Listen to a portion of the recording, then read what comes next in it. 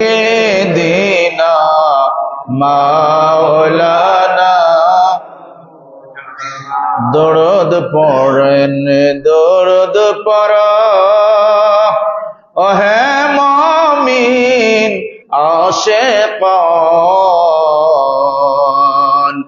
দুরুদেতে আল্লাহ রাজি রাজি নবী দু জাহান আল্লাহুম্মা সাল্লি আলা সাইয়্যিদিনা মাওলানা মুহাম্মদ ওয়া আলা আলি সাইয়্যিদিনা মাওলানা। আলহামদুলিল্লাহ ওয়াসসালাতু ওয়াসসালামু আলা মাহবুবিল কারীম ওয়া মাশাইখিল আযীম, আম্মা বাদ। সম্মানিত ইমানি ভাইরা, পর্দার অন্তরালে মা ও বোনেরা, আসসালামু আলাইকুম ওয়া রাহমাতুল্লাহি ওয়া বারাকাতুহু। পবিত্র রজব মাসের চাঁদ, আমরা আল্লাহ সুবহানাহু ওয়া তাআলার অসংখ্য অগণিত শুকরিয়া আদায় করছি। আল্লাহ পাক আমাদেরকে আসার এবং বসার আল্লাহর ঘর মসজিদে তৌফিক দান করেছেন, এজন্য আমরা বলি আলহামদুলিল্লাহ। সালাত এবং সালাম প্রেরণ করছি রাহমাতাল লিল আলামিন, প্রাণাধিক প্রিয় নবী সাল্লাল্লাহু আলাইহি ওয়াসাল্লামার পবিত্র রওজা আজম শরীফে। আল্লাহ পাক যেন নাম ধরে ধরে আমাদের পক্ষ থেকে কবুল আর মঞ্জুর করেন, আমরা বলি আল্লাহুম্মা আমিন। আমরা স্মরণ করছি পুত পবিত্র মহামহিম আহলে বায়াত রাসূলগণদেরকে, স্মরণ করছি খোলাফে রাশিদিন, মাকবুল সাহাবা کرام, আইম্মাতি দ্বীন এবং জামে আউলিয়া کرامদেরকে, বিশেষ করে উপমহাদেশের শ্রেষ্ঠ ওলিয়ে সুলতান সুম্মে খাজাগান খাজা আজমেরি আল সঞ্জিরি আল সিস্তি আল মঈনুদ্দিন আল হাসান আল হুসাইনিকে আল্লাহ পাক রব্বে করিম ওনাদের উসিলায় আমাদেরকে কলেমা দান করেছেন, এজন্য বলি আল্লাহুম্মা আমিন। বন্ধুরা আমার, পবিত্র রজব মাসে খাজা বাবার খুশরুব শরীফ, মানে খাজা বাবার আগমন শরীফ, সহি রজব, সুবহানাল্লাহ বলেন। এই সহি রজব এই মাসে খাজা বাবা শুভাগমন করেছিলেন। আপনার ছেলে যখন দুনিয়ায় আগমন করে, বা আপনার ম্যারেজ ডে যখন থাকে, আরো বিভিন্ন ডে যখন থাকে, দুমদাম করে পালন করেন। কিন্তু খাজা বাবা যিনি আমাদেরকে ঈমানটা দান করেছেন, তার শানে, তার কথায়, তার চাল, তার চলন, তার শুকরিয়া আমরা আদায় করা ভুলে গেছি, ঠিক না? এজন্য আল্লাহ রাসূল রাহমাতুল লিল আলামিন আমাদের প্রিয় নবী সাল্লাল্লাহু আলাইহি ওয়াসাল্লাম ইরশাদ করেছেন যে যারা সৃষ্টির শুকরিয়া আদায় করে না, তারা স্রষ্টারও শুকরিয়া আদায় করে না। সুবহানাল্লাহ। আর তিনি তো সুলতানুল আউলিয়া আতায়ে রাসূল খাজা মঈনুদ্দিন চিশতি রাহমাতুল্লাহ আলাইহি। বর্তমান সময়ে আল্লাহর অলিগণের আলোচনা করা, আল্লাহর অলিগণের জিকির করা বেশি বেশি দরকার এবং ফরজ, বলেন সুবহানাল্লাহ। কেন জানেন? যেই জমানায়, যেই সময়ে সত্যের বিরোধিতা হয়, ওই জামানায় সত্যের পক্ষে কথা বলা বেশি জরুরি, বেশি প্রয়োজন, সুবহানাল্লাহ বলে। বর্তমান ফিতনার সময়ে আল্লাহর অলিগণের মাজার শরীফ ভাঙতেছে, আল্লাহর অলিগণের বিরোধিতা করতেছে। এই সময়ে যত বেশি বেশি আল্লাহর অলির স্মরণ করা যায় তত ভালো, সুবহানাল্লাহ। যিকরুল আম্বিয়াই ইবাদাতুন ওয়া যিকরুস সালিহিনা কাফফারাতুন। প্রিয় নবী ইরশাদ করেন যে নবীগণের আলোচনা করলে ইবাদত হয়ে যায়, সুবহানাল্লাহ বলবেন না? আর অলিগণের আলোচনা করলে গুনার কাফারা হয়ে যায়। তো বেশি বেশি আলোচনা অলিগণের করবেন না, কারণ এখন বর্তমানে অলিগণের বিরোধী শক্তি বের হয়েছে। পৃথিবীর কারো ক্ষমতা নাই আল্লাহর অলিগণকে নির্ভাবিত করে দেয়, পারবে? সম্ভব নয়। আল্লাহ কোরআনে যাদের সম্পর্কে বলেছেন লাহুমুল বুশরা ফিল হায়াতিদ দুনিয়া ওয়া ফিল আখিরা, তাদের জন্য দুনিয়ার সুসংবাদ, আখিরাতেরও সুসংবাদ, সুবহানাল্লাহ বলবেন না? দুনিয়ার সুসংবাদ, কেউ তাদেরকে লাঞ্ছিত অপদস্থ করতে পারবে না। খাজা বাবা রাহমাতুল্লাহ আলাইহি যখন, ওনার আরো দুই ভাই ছিল, উনি যখন দুনিয়ায় আগমন করবে, ওনার আম্মা বলে, আমি বুঝতে পারলাম যে আমার ঘরটা খুশবুতে আলোকিত হয়ে গেছে যখন আমার মঈনুদ্দিন আমার রেহেমে যাবে, বলেন না সুবহানাল্লাহ। আওয়াজ আসতেছে চতুর্দিক থেকে। হ্যাঁ, মঈনুদ্দিনের মা মাহেনুর, ওনার নাম ছিল উম্মুল ওয়ারা উর্ফে মাহেনুর। হ্যাঁ মাহেনুর, তোমার রেহেম শরীফে যার আগমন ঘটেছে তিনি হচ্ছেন সুলতানুল আউলিয়া, বলেন না সুবহানাল্লাহ। তিনি আতায়ে রাসূল, তিনি প্রিয় নবীর বাগানের ফুলের বংশধরের একজন, তিনি আল হাসানি আল হুসাইনি। তোমাকে সুসংবাদ জানাইলাম, সব সময় মঈনুদ্দিন চিশতি রাহমাতুল্লাহ আলাইহির মায়ের খেদমতে আল্লাহ পাক একটা ফেরেশতা নিযুক্ত করে রাখতেন, বলেন না সুবহানাল্লাহ। কেমন ওলি তিনি!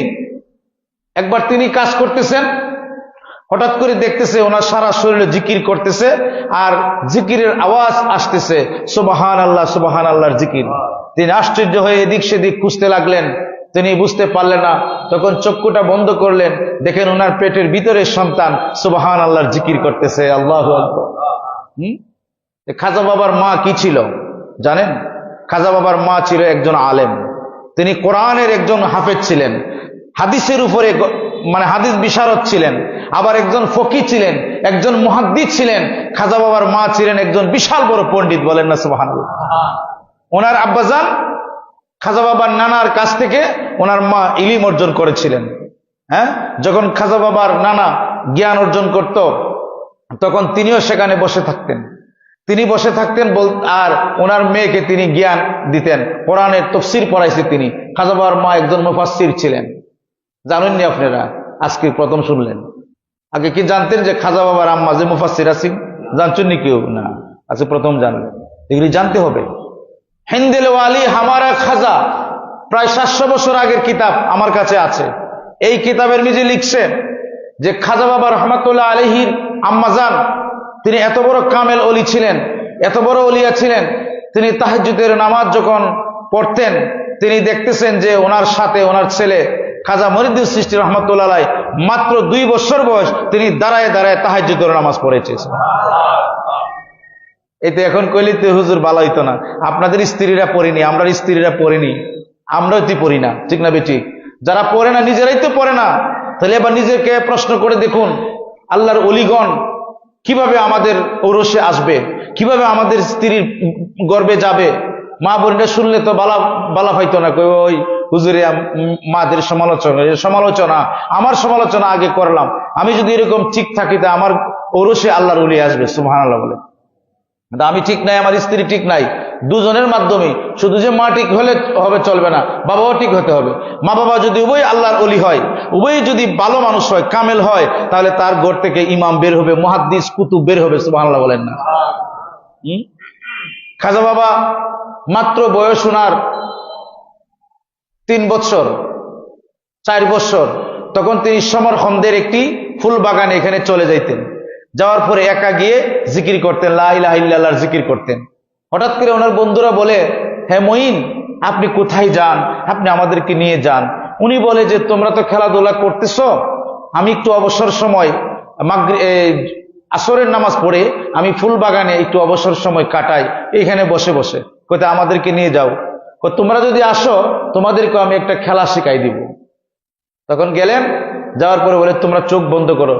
চোখ বন্ধ করে তিনি নফিয়স বাতের জিকির শুরু করছেন, লা ইলাহা ইল্লাল্লাহ, লা ইলাহা ইল্লাল্লাহ, লা ইলাহা ইল্লাল্লাহ, লা ইলাহা ইল্লাল্লাহ, লা ইলাহা ইল্লাল্লাহ, লা ইলাহা ইল্লাল্লাহ, লা ইলাহা ইল্লাল্লাহ, লা ইলাহা ইল্লাল্লাহ, লা ইলাহা ইল্লাল্লাহ, লা ইলাহা ইল্লাল্লাহ, লা ইলাহা ইল্লাল্লাহ, লা ইলাহা ইল্লাল্লাহ, লা ইলাহা ইল্লাল্লাহ, লা ইলাহা ইল্লাল্লাহ, লা ইলাহা ইল্লাল্লাহ মুহাম্মাদুর রাসূলুল্লাহ সাল্লাল্লাহু আলাইহি ওয়াসাল্লাম। তিনি যখন জিকির শুরু করলেন, জিকিরের প্রচ্ছন্ন হালের প্রভাবে যখন আল্লাহর নূরের আভাস যখন ওনাদের কলবে যেতে লাগলেন, নফিয়স বাতের জিকির, তখন তাদের কলবের মাঝে যখন আল্লাহর জিকিরের ঢেউ খেলতে লাগলেন, তখন তারা নাচতে শুরু করলেন। সুবহানাল্লাহ বলবেন না? আপনি 20 মিনিট জিকির করেন, আপনিও নাচবেন, সহ্য করতে পারবেন না। আল্লাহর তাজাল্লি যখন নূর প্রিয় নবীর মাধ্যমে আপনার কলবে আসবে, তখন হাই হুতাশ ছাড়া আপনার কোনো কাজ থাকবে না, আপনি টিকতে পারবেন না। তখন ওনারা নাচতে শুরু করলেন। খাজা মঈনুদ্দিন চিশতি দীর্ঘক্ষণ পরে মাগরিবের আজান যখন পড়লেন, তখন তিনি হুঁশে ফিরে আসলেন। ওনারা বললেন যে, কি আমাদেরকে দেখাইলা? আমরা যখন জিকির করতেছি, দেখতেছি একটা ফুল বাগানের মাঝে ঘুরতেছি, সেখানে শুধু সুন্দর মানুষ আর মানুষ আমাদের সাথে জিকির করতেছে, আমরা দুনিয়ার সবকিছু ভুলে গেছি। বলেন সুবহানাল্লাহ। যুবক ভাইয়েরা, একটু খেয়াল করো, খাজা বাবা মাত্র 5 বছর বয়সে আল্লাহর জিকির করেছেন, আল্লাহ রসুলের জিকির করেছেন। খাজা বাবা আমল করেছেন, ইবাদত করেছেন, রিয়াজত বন্দিগি করেছেন।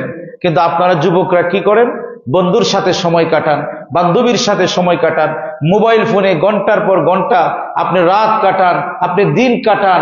যুবক ভাইরা, আপনাকে যে ঈমান দান করেছেন, আমাদেরকে যে ঈমান দান করেছে খাজা বাবা রহমাতুল্লাহ আলাইহি, তার জীবনী নিয়ে আপনি গবেষণা করেন না? আমার ভার্সিটির ভাইরা গবেষণা করে আহমদ শরীফকে নিয়ে, গবেষণা করে লেনিনকে নিয়ে, গবেষণা করে স্টালিনকে নিয়ে, গবেষণা করে কার্ল মার্কসকে নিয়ে, গবেষণা করে যে রুসোকে নিয়ে। কিন্তু লর্ড ক্লাইভ সহ পৃথিবীর অনেক ঐতিহাসিকগণ বলেছেন, মুসলমান যুবকেরা যদি খাজা বাবাকে নিয়ে গবেষণা করত, মুসলমানকে পৃথিবীর জমিনের মাঝে হারানো অসম্ভব হয়ে যেত। বলেন সুবহানাল্লাহ।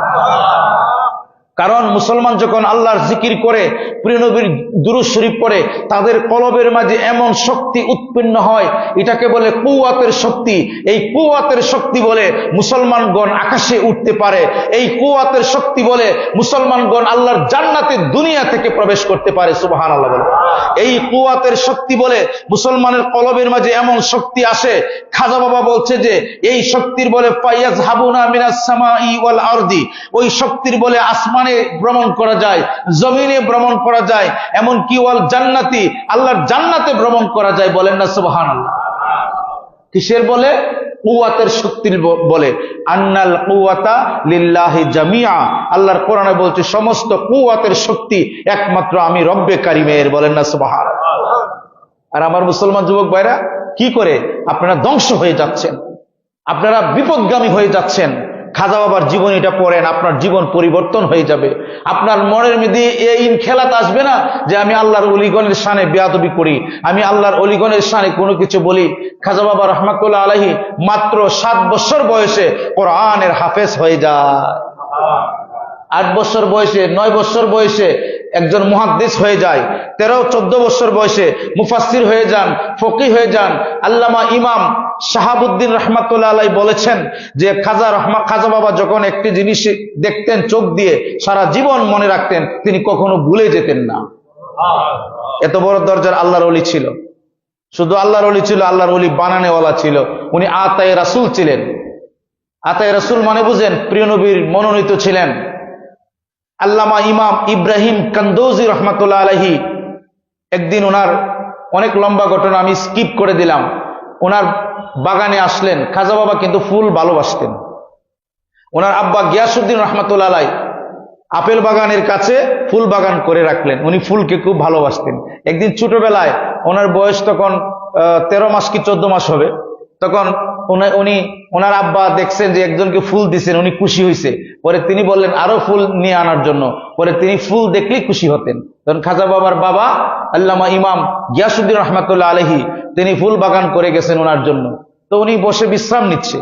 হঠাৎ করে দেখতেছে আল্লামা ইমাম ইব্রাহিম কান্দৌজি রহমাতুল্লাহ আলাইহি ওনার দিকে দৃষ্টি করে রাখলেন। দৃষ্টি যখন করলেন, তখন তিনি দেখতে পেলেন কিছুদিন আগে ওনার বাবা এবং মা উভয় দুনিয়া থেকে ইন্তেকাল করেছেন। কিন্তু ওনার কফালের নিচে লেখা আছে হাজা হাবিবুল্লাহ ওয়া সুলতানুল আউলিয়া, তিনি হচ্ছেন আল্লাহর বন্ধু এবং তিনি সুলতানুল ওলি। বলেন সুবহানাল্লাহ। কোন কম্পিউটারে দিলে কি কপালে লেখা দেখা যাইব? সুপার কম্পিউটার দেখা যাইব? এটা কোন কম্পিউটার? যে মানুষটা, যে ইহুদিটা আল্লাহরও বিশ্বাস করে না, রসুলকেও বিশ্বাস করে না, তার কলবে শয়তানি, ওই শয়তানি কলব দিয়ে এত বড় কম্পিউটারের যদি এত পাওয়ার থাকে, আর যে ইমানদার মুমিন আল্লাহর জিকিরের ফলে ফায়াজহাবুনা মিনাস সামাই ওয়াল আরদি আল যিকরুল্লাহি ওয়া ফি কলবিহি নূরান, এই জিকিরে যখন তার মধ্যে নূরের আভা প্রস্ফুটিত হয়।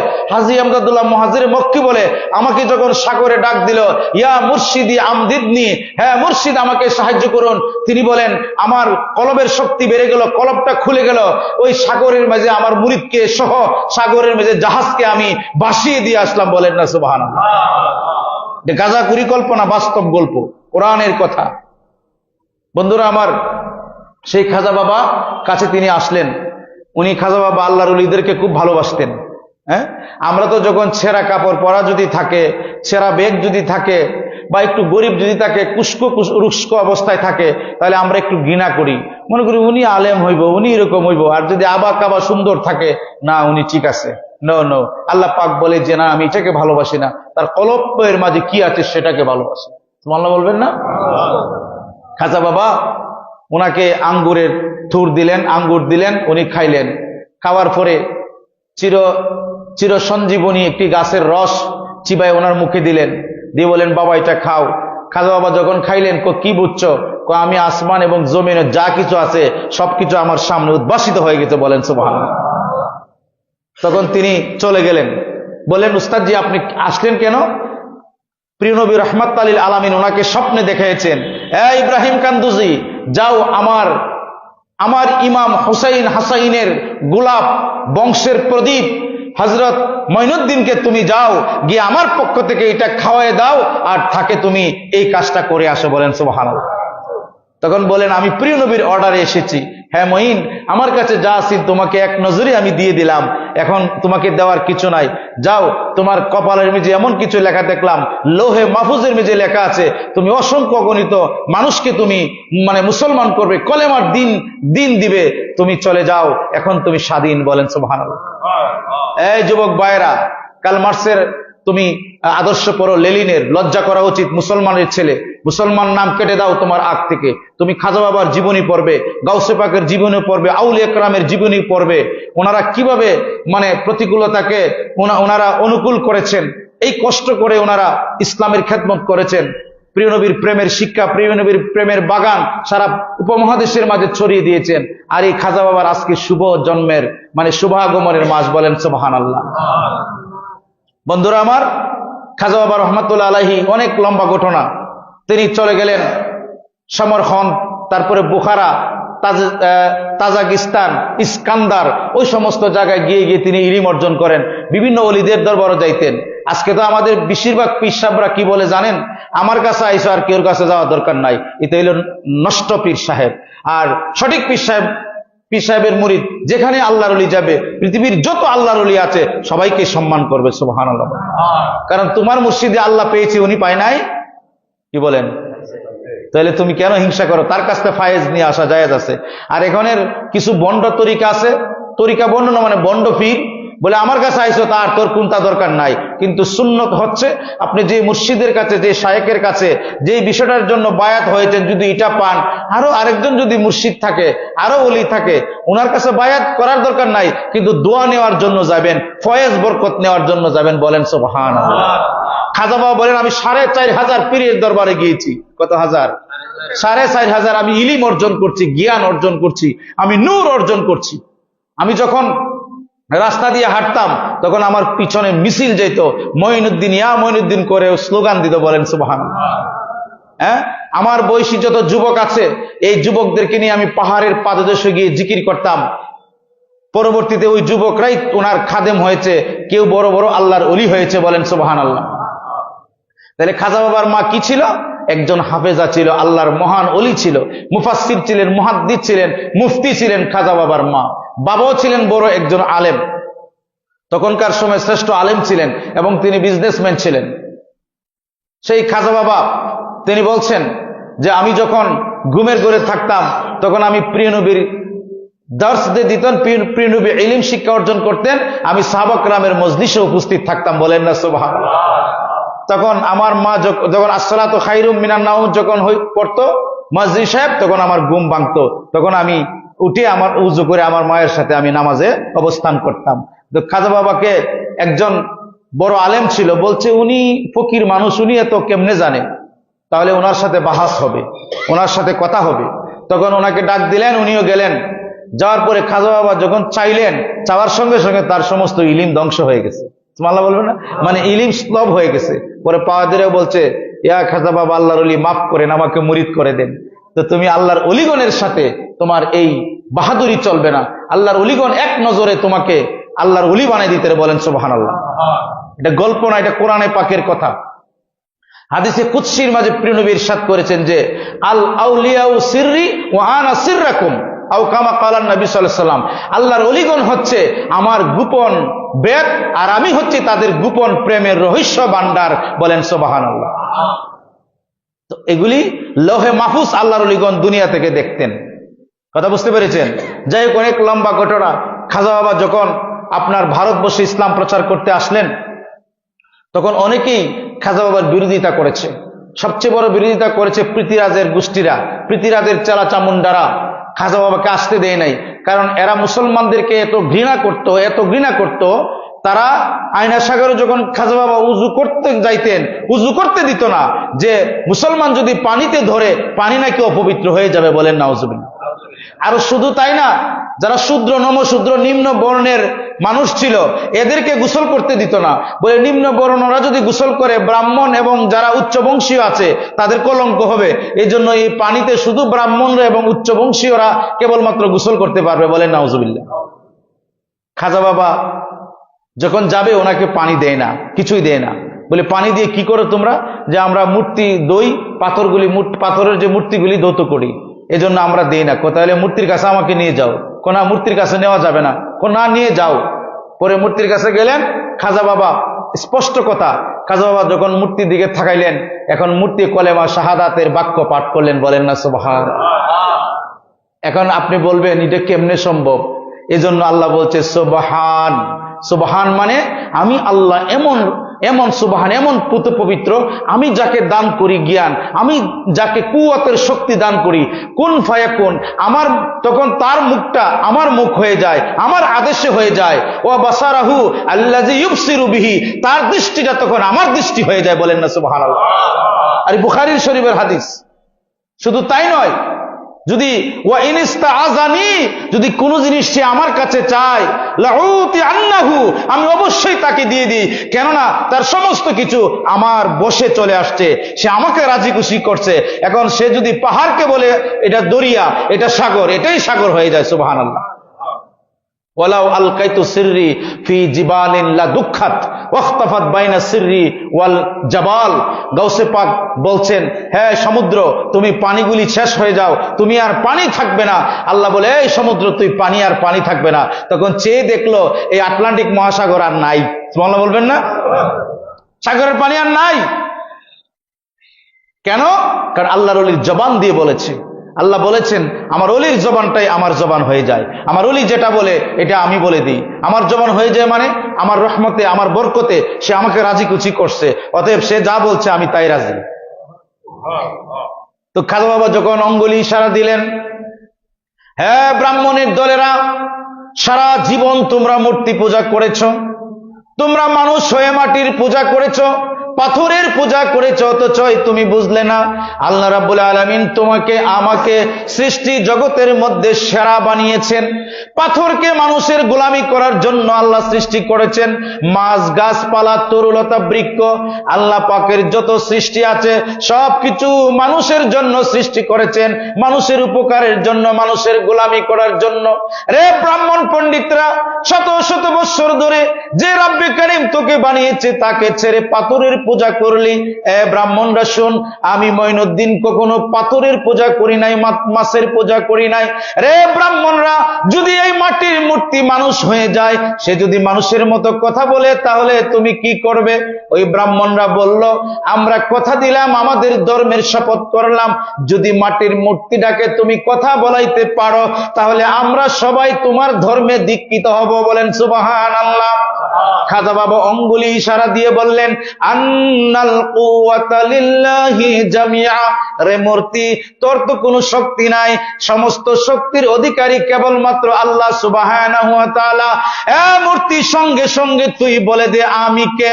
মূর্তির জবান চলে আসলো, মূর্তি কলেমায়ে শাহাদাত বাক্য পাঠ করলেন এবং বললেন, নিশ্চয়ই আপনি আতায়ে রাসূল আল হাসানি ওয়াল হুসাইনি, খাজা মঈনুদ্দিন সৃষ্টি প্রিয় নবীর বাগানের ফুল, বলেন সুবহানাল্লাহ।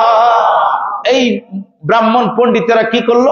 সবাই ইসলাম ধর্মে গ্রহণ করে মুসলমান হয়ে গেল। বলেন সুবহানাল্লাহ। হ্যাঁ, সাউদাত সে খাজা বাবাকে চ্যালেঞ্জ করলো। এত বড় জাদুঘর ছিল সাউদাত তার নাম। পৃথ্বীরাজ বলে তুমি কি পারবে? বলে হ্যাঁ অবশ্যই পারবো। তো শর্ত হচ্ছে সমস্ত হিন্দুদেরকে তুমি জড়ো করো, সনাতন ধর্মের যত মানুষ আছে সবাইকে জড়ো করো। সবাইকে একত্রিত করলেন, একটা মঞ্চ তৈরি করলেন। যে মুসলমান ফকির দেখা যায় সে ফকিরের মতো, লেবাস জুব্বা আবা কাবা আছে, দেখতে তো ফকির লাগে। সে কিভাবে মানে এত বড় বুজুর্গ হয়, কিভাবে এত বড় মানে শক্তির অধিকারী হয়? এটা তো হতে পারে না। নাউজুবিল্লাহ পড়ে। আমার যুবক ভাইরা, যদি কেউ আপনার একটু নর্মাল পোশাক পরে কিন্তু ফকির হয় বা হালের প্রচ্ছন্ন প্রভাবে সে আল্লাহর জিকিরে মত্ত থাকে, বেশি বেশি প্রিয় নবীর প্রেমের কথা কয়, আল্লাহর জিকির কয়, আপনারা মনে করেন এ তো পাগল হয়ে গেছে, কিন্তু আসলে সে পাগল না, আপনি ছাগল। সে আসল পাগল, আল্লাহ আল্লাহ রসুলের পাগল। এরাই হচ্ছে প্রকৃত মানুষ। আর যারা দুনিয়াটারে খাই বুঝি, দুনিয়া ছাড়া কিছুই বুঝি না, এরা ছাগল এবং পাগল। ঠিক না বেটি? কারণ ছাগলে খালি দুনিয়া খায়, দেখবেন ছাগলে কোনো জিনিস বাজ দেয়, এবং কুকুর যেটা দেখে এটি খায়। তো আপনি তো কেলাবত দুনিয়া, কিন্তু সে আল্লাহ আল্লাহ রাসূলের পাগল। সুবহানাল্লাহ। আল্লাহ আল্লাহ রাসূলের পাগল। খাজা বাবা এভাবে ইসলাম প্রচার করেছেন। এই খাজা বাবা আমাদেরকে কলেমা শরীফ দান করেছেন। সুবহানাল্লাহ বলেন না? খাজা বাবা আমাদেরকে লা ইলাহা দান করেছেন। হ্যাঁ, ইল্লাল্লাহু মুহাম্মাদুর রাসূলুল্লাহ সাল্লাল্লাহু আলাইহি ওয়াসাল্লাম দান করেছেন। সুবহানাল্লাহ। খাজা বাবা যদি চাইতেন, পৃথ্বীরাজ এত শক্তিশালী, পৃথ্বীরাজ খাজা বাবাকে প্রস্তাব দিয়েছে, প্রপোজাল দিয়েছে, হ্যাঁ মঈনুদ্দিন আপনিও থাকেন আমিও থাকি, কিন্তু শর্ত হচ্ছে আমার মানুষদেরকে আপনি দ্বীনের দাওয়াত দিবেন না, আমার মানুষদেরকে আপনি মুসলমানে দীক্ষিত করবেন না, আপনাকে আমি জায়গা দিলাম। খাজা বাবা বলে যে না, কলেমার রঙে রঙিন করার জন্য আমি আল্লাহ এবং রাসূলের পক্ষ থেকে আদিষ্ট। এই পৃথিবী থেকে অত্যাচার, নির্যাতন, জুলুম, নিপীড়ন সবকিছু দূর করে প্রেমের দুনিয়ায়, মানবতার দুনিয়া, ভালোবাসার দুনিয়া, মানুষ মানুষকে ভালোবাসবে, মানুষ মানুষের সাথে প্রেম করবে এবং সব মানুষ তার অধিকার পাবে, স্বাধীনতা পাবে। হে পৃথ্বীরাজ, তুমি তো মানুষের স্বাধীনতাকে হরণ করে দিয়েছো। এক ঘাটে তুমি তোমার কি বলে ব্রাহ্মণ পণ্ডিতদের জন্য রেখেছো, আরেক জায়গায় নর্দমার পানি যেখানে ময়লা পানি সেখানে তুমি নমশূদ্র এবং বৈশ্যদেরকে রেখেছো, নিম্ন জাতের মানুষের জন্য তুমি রেখেছো। কিন্তু না, আমি খাজা বাবা এসেছি মানুষ মানুষকে ভেদাভেদ ভুলিয়ে দিতে। এক কলেমার রঙে লা মানে আমার জীবন চলবে আল্লাহ এবং রাসূলের আদর্শের মতে। আমি তোমাকে মানি না, মূর্তিকে মানি না, অন্যায় মানি না, জুলুম মানি না, নিপীড়ন মানি না, অত্যাচার মানি না। আমি এসেছি প্রিয় নবীর দান, প্রিয় নবীর কলেমা দিয়ে এই পৃথিবীকে সুন্দর করতে, রহমতের দুনিয়া করতে। সুতরাং তুমিও ইসলাম গ্রহণ করো। বলেন সুবহানাল্লাহ। পৃথ্বীরাজ তখন তিনি ফেসে গেলেন, তিনি ফুলে গেলেন। আপনি কি বলছেন? আপনি জানেন কোথায় এসে কথা বলছেন? খাজা বাবা বলছেন যে আল আরদুল্লাহি ওসিয়া, আল্লাহর পৃথিবী প্রশস্ত। হে পৃথ্বীরাজ, তুমি অহংকার করো না, এই অহংকার করা তোমার সাজে না, কেননা এই সমস্ত জগৎ সমূহই একমাত্র আল্লাহর জন্য। বলেন সুবহানাল্লাহ। তুমি ক্ষণিকের, আমি তোমাকে ইসলামের দাওয়াত দিচ্ছি, তুমি মুসলমান হয়ে যাও। এজন্য সুন্নত হচ্ছে যদি কেউ জালেম থাকে, তাকে যদি কিছু করতে হয় তখন তাকে আগে ইসলামের পয়গাম পাঠাতে হবে, শান্তির বাণী তার কাছে পাঠাতে হবে। সুবহানাল্লাহ বলবেন না? মুসলমান শান্তির বাণী পাঠাবে তো দূরের কথা, মুসলমানের যুবকটি শান্তির মাঝে নিমজ্জিত। ঠিক না বেটি? ফাঁকি দিয়ে একটা কথা চলে আসছে, মুসলমানের যারা আলেম হয় বর্তমানে, আল্লাহ রাসূলের তো বাণী আছে। আমি সবসময় আপনাদেরকে বলি যে উত্তম আলেম এবং অদম আলেম। অদম আলেম এক কুকুর থেকে আরো নিকৃষ্ট। কি থেকে? কুকুর থেকে আরো নিকৃষ্ট। আর উত্তম আলেম হইলে কেমন জানেন? উত্তম আলেমের চেহারার দিকে চাইলে গুনাহ পড়ে যায়, জ্বরে যায়। সুবহানাল্লাহ বলেন না? উত্তম আলেমের হাতের সাথে মুসাফা করলে বেহেশতি হয়ে যায়। আরো অনেক দলিল আছে। আর অদম আলেমরে বাড়ির দিলে কুকুর হয়ে যায়। কি হয়ে যায়? কুকুর হয়ে যায়। আপনি কুকুর হবেন, কারণ কুকুরকে খাওয়ানো যাবে, কিন্তু যারা কেলাবত দুনিয়া, প্রিয় নবীর দুশ্মন, এদেরকে খাওয়ানো যাবে না, এদেরকে বাড়ি থেকে তাড়িয়ে দিবেন, এদেরকে জায়গা দেওয়া যাবে না। আমার বন্ধুরা, এই ফ্যাশনেবল আলেমরা কথায় কথায় ইংরেজি শিখে, কথায় কথায় বিভিন্ন মানে একটু করে, তার লক্ষ লক্ষ ভক্ত আছে। আপনারাও মনে করেন সর্বনাশ, ঠিকই আছে। ওই ব্যক্তিরা কিছুদিন আগে আমার প্রিয় নবীর শানে, রাহমাতাল লিল আলামিনের শানে সে বলল কাউ বয়। বলেন না নাউজুবিল্লাহ? কি বলল? কাউ বয় অর্থ কি বুঝেননি? রাখাল ছেলে। নাউজুবিল্লাহ পড়বেন না? সূরা বাকারা শরীফের মাঝে আছে, সাহাবারা প্রিয় নবীকে বলতেন রাইনা, হাত জোর করে বলতে রাইনা। রাইনা শব্দের অর্থ হচ্ছে হে প্রিয় নবী আমাদের দিকে নজর দিন। কিন্তু ইহুদি ভাষায়, হিব্রু ভাষায় রাইনা শব্দের অর্থ হলো হে রাখাল ছেলে অথবা হে মস্তিষ্ক বিকৃত ছেলে। বলেন নাউজুবিল্লাহ। আপনি দৃষ্টি দেন, মানে অ্যাঙ্কার করে বলতো, অহংকার করে বলতো ইহুদিরা। আবার কিছু মুনাফিক মুসলমান আছে, তারা যে প্রিয় নবীকে রাইনা বলতো, তার মানে তাদের উদ্দেশ্য ছিল আপনি তো রাখাল ছেলে আমাদের মতো, আপনি নিম্নমানের। বলেন না নাউজুবিল্লাহ। তাদের অন্তর ছিল এটা। মুসলমানকে এটা বললেন, যখন এটা বলা বলি শুরু করলেন, আল্লাহ পাক বরদাস্ত করতে পারে নাই। আল্লাহ পাক কুরআনে পাকে আয়াত শরীফ নাজিল করে দিলেন। আল্লাহ পাক বললেন, ইয়া আইয়ুহাল্লাযীনা আমানু লা তাকুলু রাইনা ওয়া কুলু উনজুরনা। হে ঈমানদারগণ, তোমরা রাইনা বলো না, রাখাল ছেলে বলো না, আমার বন্ধুর শানে বলো উনজুরনা। ইয়া রাসূলুল্লাহ, ইয়া হাবিবাল্লাহ, আল্লাহুম্মা ইয়া আল্লাহ ফাদাইক ওয়া সাদাইক ফি কালবিকা ওয়া কাদামিকা ইয়া রাসূলুল্লাহ। বলেন না সুবহানাল্লাহ। এই বলে আমার রাসূলকে সম্বোধন করবে, রাখাল ছেলে রাইনা বলে সম্বোধন করবে না। এটা হারাম, হারাম। ওয়াসমাউ ওয়ালিল কাফিরিনা আযাবান আলিমা। আর যদি এটা বলো তোমরা কুফরি করলে কাফের হয়ে যাবে, আমার বন্ধুর শানে সামান্য পরিমাণ, চুল পরিমাণ বেয়াদবি করা যাবে না।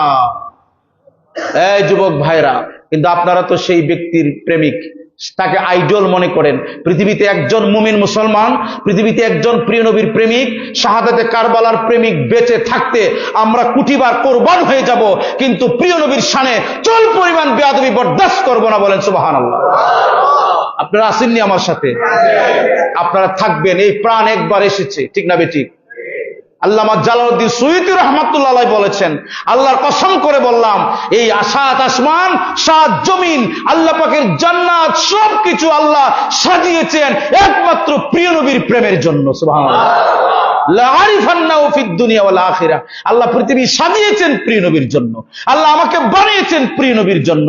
আল্লাহকে প্রিয় নবীর জন্য আমার প্রকাশ হয়েছে, আমার ইজহার হয়েছে। বলেন সুবহানাল্লাহ। আর তুমি প্রিয় নবীর শানে বলো রাখাল ছেলে। আস্তাগফিরুল্লাহ আলিল আযীম। তুমি কত বড় বেয়াদব! তোমার জন্ম তো ত্রুটি আছে, কারণ জন্মের ত্রুটি ছাড়া কেউ কোনোদিন প্রিয় নবীর শানে বেয়াদবি করতে পারে না। আমি বলছি না, আল্লাহর কোরআন বলছে।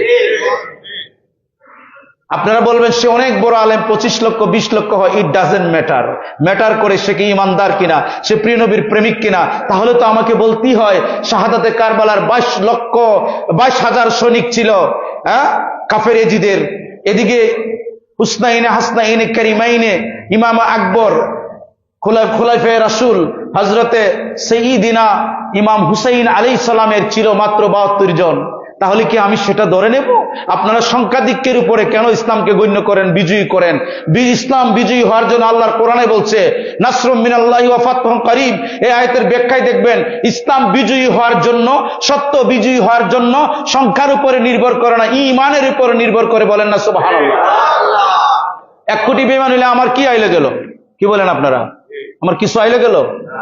তো আপনারা বলবেন যে উনি তো অনেক বড় ম্যানচেস্টার কামব্রিজ পড়ছে। বাবার, এই ম্যানচেস্টার কামব্রিজ পড়লে ইমানদার হয় না। আবু জাহেলের নাম ছিল আবুল হাকাম। কে ছিল? আবুল হাকাম, জ্ঞানীর পিতা। এই সমস্ত যে মোল্লারা আছে না, 1000 কোটি মোল্লারে আবু জাহেল পড়াইতে পারবো। ওনাকে বলে আবুল হাকাম, জ্ঞানীর পিতা। কিন্তু সে কেন আবু জাহেল হয়ে গেল? জ্ঞানের মানে মূর্খর বাবা কেন হলো? কারণ প্রিয় নবীর সাথে বেয়াদবি করছে, আল্লাহ পাক বরদাস্ত করতে পারে না বলে এটা আবু জাহেল। সারা পৃথিবীর মানুষ তাকে আবু জাহেলই জানে, ঠিক না বেটি? তোমার সেই জ্ঞানকে আমরা ডাস্টবিনে ছুঁড়ে ফেলে দিলাম। যে জ্ঞান প্রিয় নবীকে রাখাল ছেলে বলে, যে জ্ঞান প্রিয় নবীর সাহাবাদেরকে স্টাফ বলে, যে জ্ঞান মায়েদের শানে বেয়াদবি বলে, ঠিক না বেটি? হ্যাঁ, প্রিয় নবীর স্ত্রীগণ আমাদের আম্মাজান। আপনি প্রিয় নবীর স্ত্রী কইলেও এটার মধ্যে কিছুটা বেয়াদবি আছে। বলতে হবে আম্মাজান আয়েশা রাদিয়াল্লাহু তাআলা আনহা, আম্মাজান মা খাদিজা সিদ্দিকা রাদিয়াল্লাহু তাআলা আনহা। এভাবে আপনি বলতে হবে। খাদিজাতুল কুবরা বলতে হবে আপনাকে, হযরতে মা মাইমুনা রাদিয়াল্লাহু তাআলা আনহা বলতে হবে, হযরতে মা মারিয়া কিপ্তিয়া বলতে হবে, হযরতে মা হাফসা রাদিয়াল্লাহু তাআলা আনহা বলতে হবে। প্রিয় নবীর স্ত্রী হাফসা বললে এটা বেয়াদব। আপনি তো বলবেন আমার আব্বার স্ত্রী ইমুক হাজেরা। মিয়া, এটা তো বলেন না। তা আপনার বাপ থেকে কি প্রিয় নবী কম? কথা বলেন না। উমর ফারুক তো বাবা প্রিয় নবীর প্রেমে নিজের বাবার গর্দান ফেলে দিলেন প্রিয় নবীর জন্য।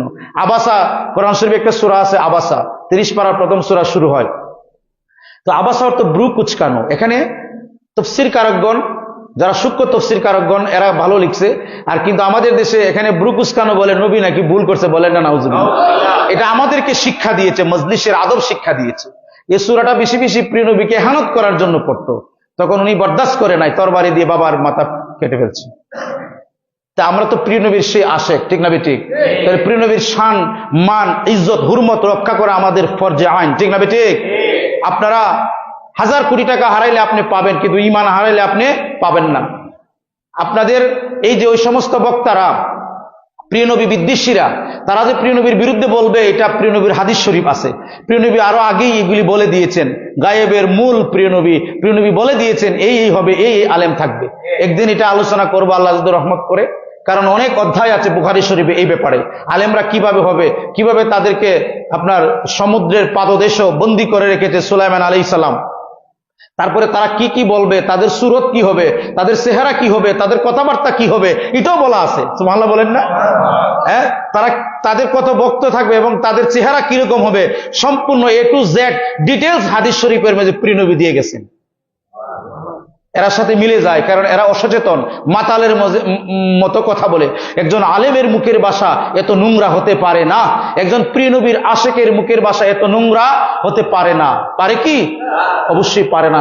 আল্লাহর ওলি খাজা বাবা রহমাতুল্লাহ আলাইহি এই আমাদেরকে মানে ভারতবর্ষ দান করেছিলেন। খাজা বাবা আমাদেরকে দান করেছিলেন, মানবতা ইনসানিয়াত দান করেছে। আজকে কি মানবতা ইনসানিয়াত আছে? কত বড় সাহস এই মলউনের গোষ্ঠী, সে বলতেছে খাজা বাবার দরবারের সামনে নাকি আপনার রাম মন্দির আছে, বলেন না নাউজুবিল্লাহ। এত বড় সাহস কলিজার মধ্যে বেয়াদবের গোষ্ঠীরা। আজকে মুসলমানের কারণে আমরা নিকৃষ্ট হয়ে যাচ্ছি, প্রিয় নবীর প্রেম থেকে যুজন বিয়োজন দূরে চলে যাচ্ছি, যার কারণে আজকে সেই মলাউনরা বলে খাজা বাবার দরবারে নাকি তার রাম মন্দির, শিব মন্দির আছে, বলেন না নাউজুবিল্লাহ। তুমি জানো না এই তোমার জয়পাল রামপাল এই যে সাদ্দাত, সে কি করেছে? যখন সে মঞ্চ তৈরি করেছে, খাজা বাবা যখন আসলো, সবাই বলতেছে এই দেখো মুসলিম ফকির আসতেছে। খাজা বাবা চক্ষুটা স্থির করে একবার সেই সাদ্দাতের দিকে তাকাইলেন, 2 বার 3 বার যখন তাকাইলেন, তখন সে কাঁপতে লাগলো, কাঁপতে কাঁপতে পড়ে গেল, মাথায় হাত দিয়ে বলে, হে সাদ্দাত, আর কতকাল সত্যের বিরোধিতা করবে? এখনো কি সময় আসেনি তুমি সত্যের কলিবার রঙে রঙিন হবে? সাদ্দাত বলে, হে খাজা বাবা, আপনাকে আমি চিনতে পারলাম, আমার কলপটা খুলে গেছে, আপনি কলেমা আমাকে পড়িয়ে দেন। আর বললেন, হে আমার ভাইরা শুনো, সনাতন ধর্মের ভাইরা, খাজা বাবার কাছে তুমি দিন ধর্ম গ্রহণ করো, তবেই তোমার দুনিয়া আখিরাত মুক্তি হবে, তুমি আল্লাহর জান্নাত পাবে, বলেন সুবহানাল্লাহ। লক্ষ লক্ষ মানুষ সেই সাউদাদের সাথে সাথে খাজা বাবার কাছে মুসলমান হয়েছে, সুবহানাল্লাহ। পৃথিবীর ঐতিহাসিকরা লিখতেছেন, যদি কোনো মুসলমান খাজা বাবা যদি একটু ফোর্স করতেন, মানে একটু জোর খাটাইতে, ভারতবর্ষে কোনো হিন্দু থাকতো না, কোনো ধর্মের মানুষ থাকতো না, পুরো উপমহাদেশে মুসলমান হয়ে যেত, সুবহানাল্লাহ।